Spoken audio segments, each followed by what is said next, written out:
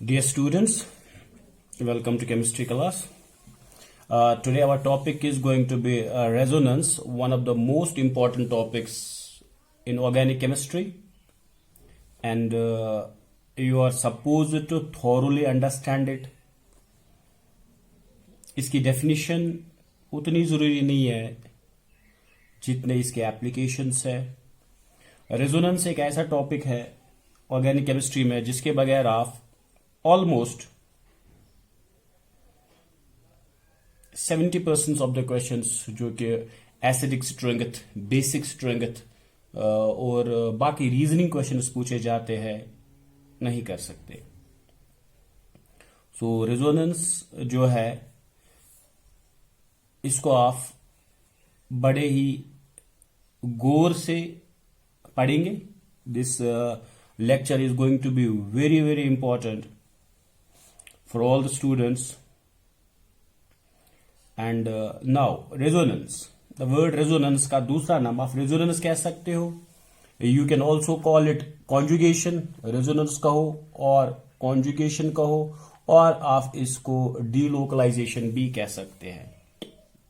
Now पहले मैं आपको कुछ इसके पॉइंट्स बताता हूँ कि resonance होता क्या है. So resonance is said to occur, एक मॉलिक्यूल में कब हम कहते हैं कि इसमें resonance होगा. Whenever for a molecule we can write two or more Lewis structures which differ in the position of electrons but not in the relative position of atoms. इसका मतलब क्या हुआ यहाँ पे आप देख सकते हो. फॉर एग्जाम्पल आपने बेंजीन तो बहुत बार सुना होगा. अगर मैं बेंजीन का स्ट्रक्चर आपको बताऊं तो आपने ऐसा देखा होगा. अभी बेंजीन का और एक स्ट्रक्चर हम ऐसे बना सकते हैं.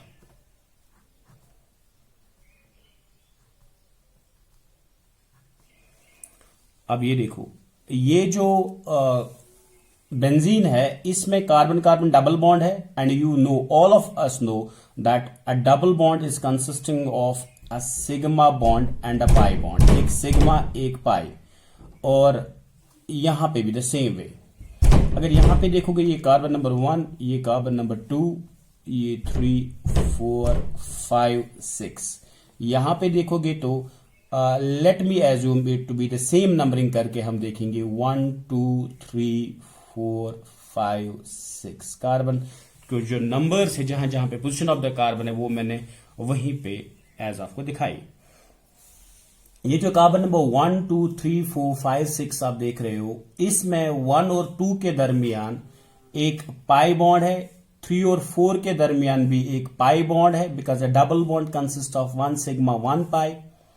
और 5 और 6 के दरमियान भी एक पाई बॉन्ड आपको दिखाई दे रहा होगा. अब यहां देखो, इस स्ट्रक्चर में जो पोजीशन ऑफ कार्बन 1 और कार्बन 2 वो एज सच रखी हुई है हमने. But now the pi bond is not between carbon number 1 and 2, it is between 2 and 3. यहां देखो 3 एंड 4 के दरमियान था, बट यहां 3 एंड 4 के दरमियान नहीं है. 4 एंड 5 के दरमियान आप पा रहे हो उसको.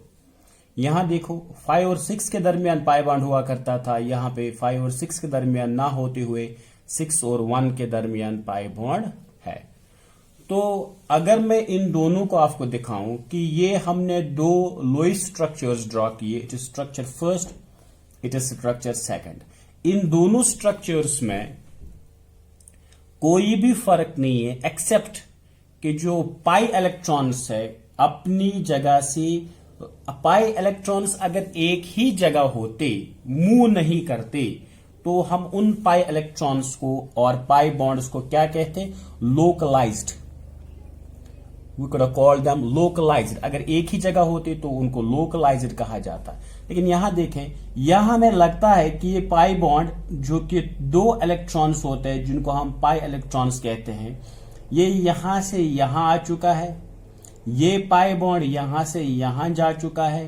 ये पाई बॉन्ड यहां से यहां जा चुका है. We can as now at least see this thing कि यहां पाई बॉन्ड 1, 2 के दरमियान जो वो 2, 3 के दरमियान जा चुका है. 3, 4 के दरमियान, 4, 5 के दरमियान आ चुका है. 5, 6 का जो पाई बॉन्ड था वो 6, 1 के दरमियान जा चुका है. अब दिस इज कि पाई बॉन्ड फिक्स्ड नहीं है, पाई बॉन्ड एक ही जगह नहीं है, लोकलाइज नहीं है। जो लोकलाइज नहीं कहलाता that we call that D localised.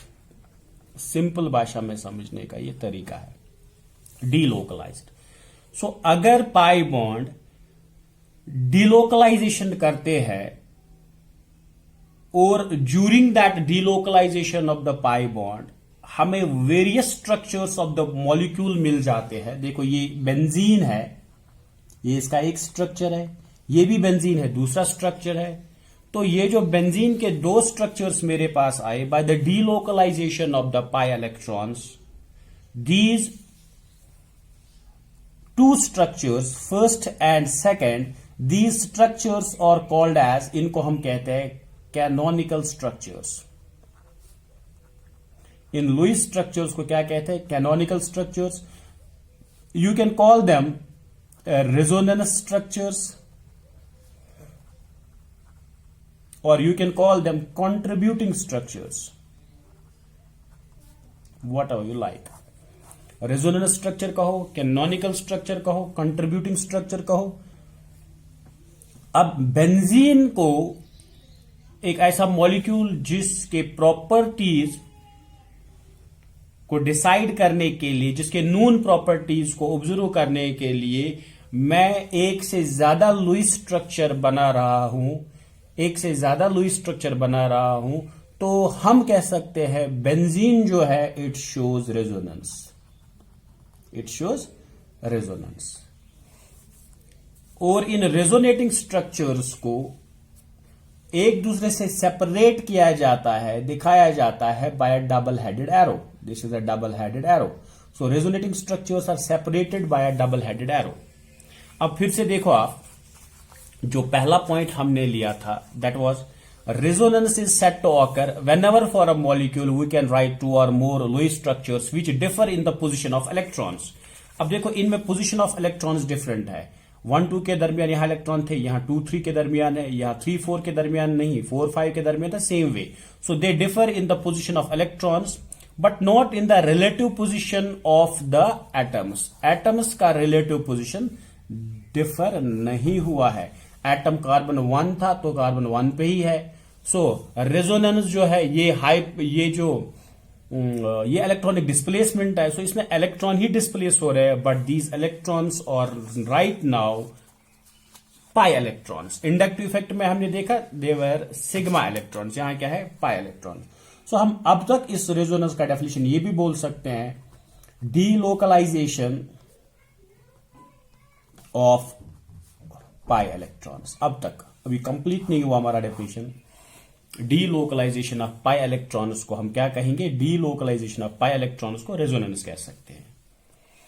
The second point जो हमारे पास है, the second point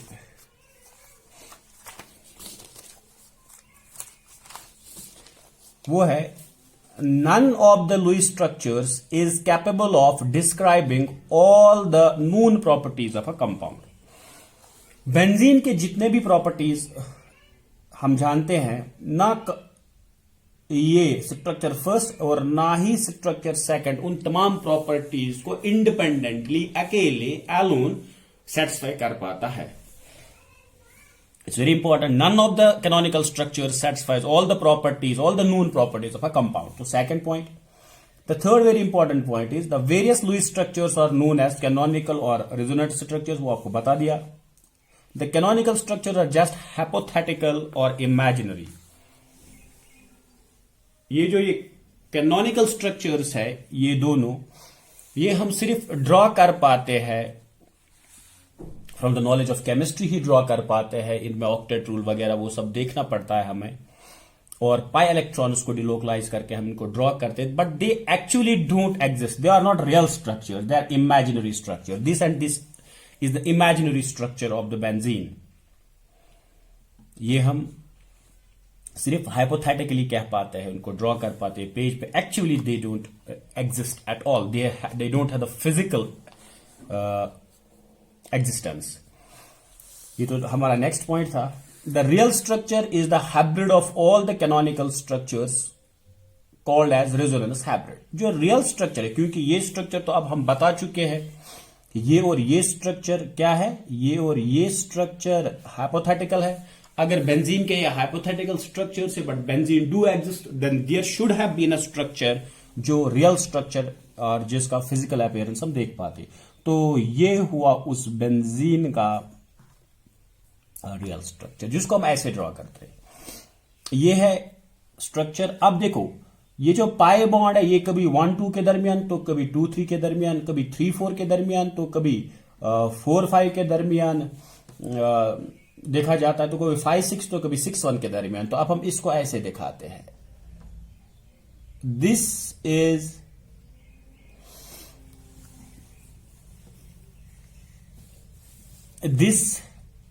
circle inside the benzene is actually delocalization. ये O नहीं है, जीरो नहीं है, but it is delocalization of pi electrons, or you can say this is delocalized pi electron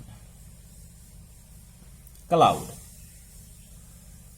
Delocalized pi electron cloud भी उसको कह सकते हो आप। अब हम कभी कभी आप बुक्स में देखते हो इसको ऐसे दिखाते हैं हम सॉलिड सफेयर, तो it is nothing but same thing. ये और ये एक ही है। I hope you are getting me. तो ये हुआ अपना RS rather RH resonance hybrid. This is the real structure. Resonance hybrid ये है। This is resonance hybrid. So ये हुए कुछ पॉइंट्स रिगार्डिंग रेजोनेंस। और नेक्स्ट पॉइंट जो था, the various resonating structures are separated by double headed arrow. वो मैंने आपको दिखाया कि डबल हेडेड एरो से सेपरेट किया जाता है। आप इसका स्क्रीनशॉट ले सकते हो, वीडियो पॉज करके देख सकते हो, कॉपी कर सकते हो। द नेक्स्ट पॉइंट कॉन्जुगेशन के बारे में। So next point is about conjugation. Conjugation हम कब कहते हैं कि कॉन्जुगेशन, क्योंकि रेजोनेंस का मैंने कहा कि दूसरा नाम कॉन्जुगेशन भी हो सकता है। So what actually is conjugation? अगर एक एटम या एक ग्रुप, हम कहेंगे it is in conjugation with an unsaturated system. Now look here, if we have an unsaturated system, unsaturated system का मतलब क्या हुआ? अनसैचुरेटेड सिस्टम का मतलब हुआ containing a multiple bond, carbon carbon double bond और carbon carbon triple bond. This is unsaturated system.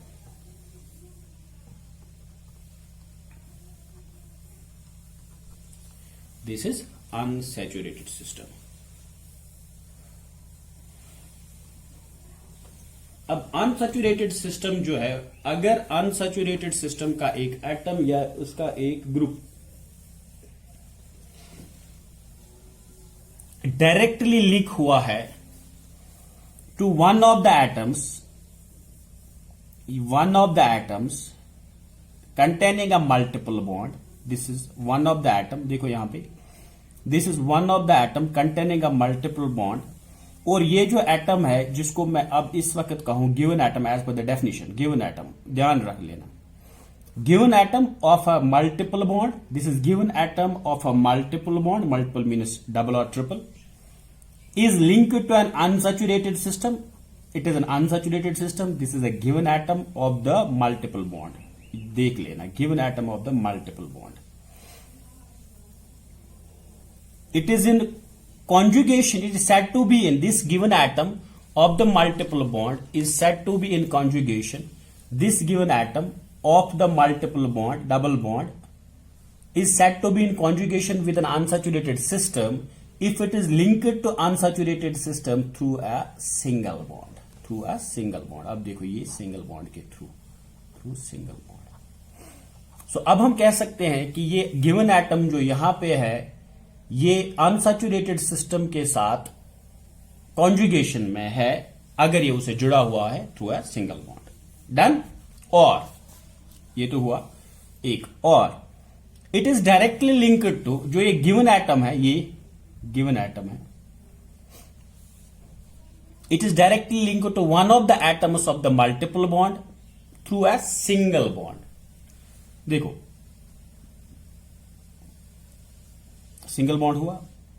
और if the given atom has a positive charge, या तो इस गिवन एटम के पास, ये गिवन एटम की बात हम कर रहे हैं, दिस इज गिवन एटम, या तो इसके पास पाई बॉन्ड हो, या तो इस गिवन एटम के पास पॉजिटिव चार्ज हो, या तो इस गिवन एटम के पास नेगेटिव चार्ज हो, या तो इस गिवन एटम के पास लोन पेयर हो, या तो इस गिवन एटम के पास गिवन एटम के साथ पाई बॉन्ड हो, गिवन एटम पे पॉजिटिव चार्ज हो, गिवन एटम पे नेगेटिव चार्ज हो, गिवन एटम पे लोन पेयर हो, गिवन एटम पे एक फ्री रेडिकल मीन्स एक ऑड इलेक्ट्रॉन हो सकता है।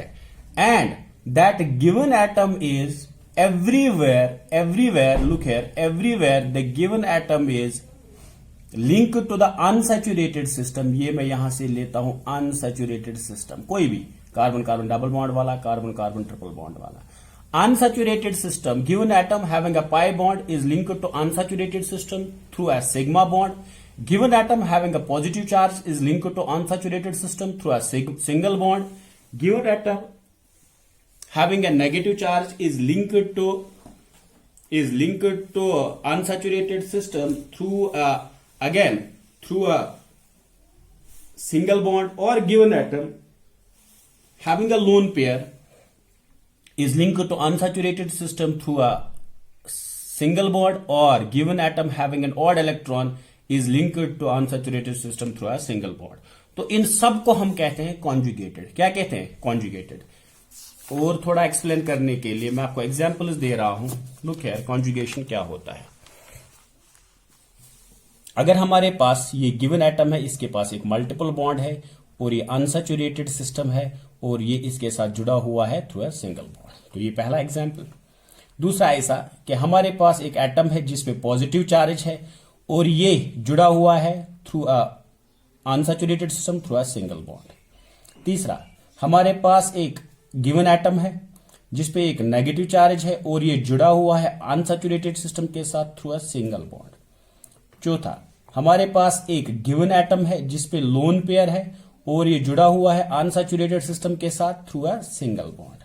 हमारे पास एक गिवन एटम है जिसपे ये कार्बन के अलावा भी कोई एटम हो सकता है, given atom is not always carbon, समझाने के लिए given atom having an odd electron is linked to unsaturated system through a single bond। ये देखो सब जगह through a single bond। तो मैं कहूंगा कि ये गिवन एटम यहां पे जो है, ये गिवन एटम है, सब देखें given atom, this given atom is in conjugation with an unsaturated system। So अब देखो यहां पे एक गिवन एटम पे पाई बॉन्ड है और ये किसके साथ, अनसैचुरेटेड सिस्टम में भी एक पाई बॉन्ड होता है। Everywhere unsaturated system has a pi bond, चाहे वो डबल हो या ट्रिपल हो, एक पाई बॉन्ड तो होता ही है। अब ये देखो पाई बॉन्ड गिवन एटम पे पाई बॉन्ड है और वो दूसरे अनसैचुरेटेड सिस्टम पे भी जो पाई बॉन्ड वाला है, तो इसको हम कहेंगे pi pi conjugation. So it is known as pi pi conjugation. यहां पे देखो positive charge pi conjugation,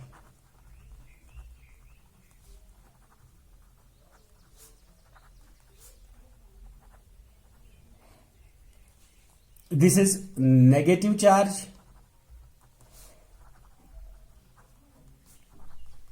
pi conjugation, this is lone pair pi conjugation, and this is odd electron pi conjugation। So ये है conjugation क्या होता है। So we have 5 types of conjugation, pi pi conjugation, positive charge pi conjugation, negative charge pi conjugation, lone pair pi conjugation, odd electron pi conjugation. और resonance सिर्फ वो molecule show करते हैं जिनमें कॉन्जुगेशन होता है। सो कॉन्जुगेशन होना resonance के लिए जरूरी होता है। So conjugation is also known as resonance. Now I hope this is clear. Next lecture में हम इसको कंटिन्यू करेंगे। Thank you.